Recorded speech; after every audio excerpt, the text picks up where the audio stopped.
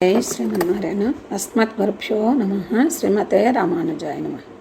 ఈరోజు మంచి మాటలో శ్రీకృష్ణుడు అవతరించిన విధము, అందులోని అంతరార్థమును కొంచెం తెలుసుకుందాము.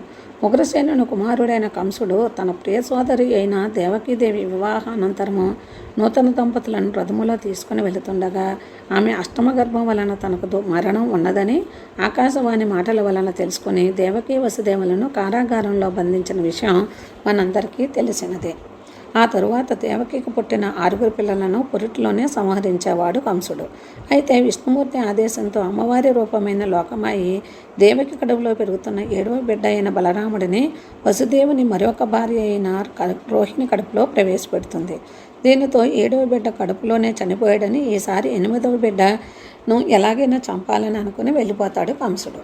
కొంతకాలానికి శ్రీమన్నారాయణుడి దేవకి అష్టమ గర్భలో శ్రీకృష్ణుడిగా పుట్టవలసి ఉండగా దానికి తగిన రమణీయమైన కాలము సమీపించగా తతోఖిల జగత్పద్మ బోధాయాచ్యుత భానున దేవకి పూర్వ సంధ్యాయాం ఆవిర్భూతం మహాత్మన అని తూర్పు దిక్కున విధించిన భాస్కరుని వలె దేవకీ గర్భము నుండి శ్రీమన్నారాయణుడు శ్రీకృష్ణుడిగా అవతరించాడు.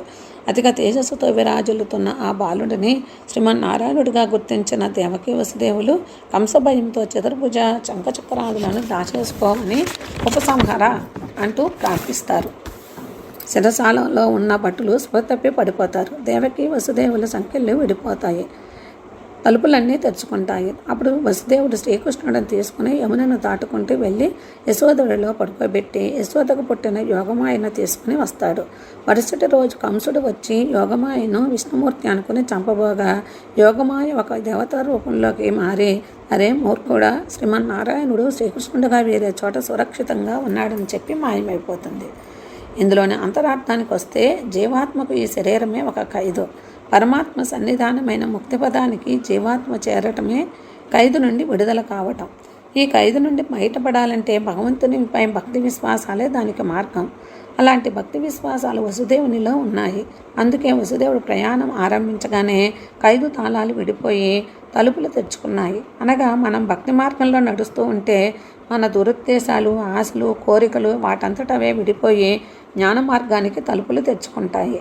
ఇలా దారిలో ఆదిశేషుడి నీడల కష్టాల బారి నుండి మనకు భగవంతుడే రక్షకమని, దారికి అడ్డుగా ఉన్న యమునానది కూడా విడిపోయి దారి ఇవ్వటం ద్వారా భక్తిలో లీనమైన వారిని సంసార చలది అడ్డగించదని, ముక్తి మార్గాన్ని నడిచే మానవులకు సంసార బంధాల నుండి విముక్తి కలిగి దైవ సన్నిధి లభిస్తుందని శ్రీకృష్ణుడి జనని గాథ మనకు తెలుపుతున్నది.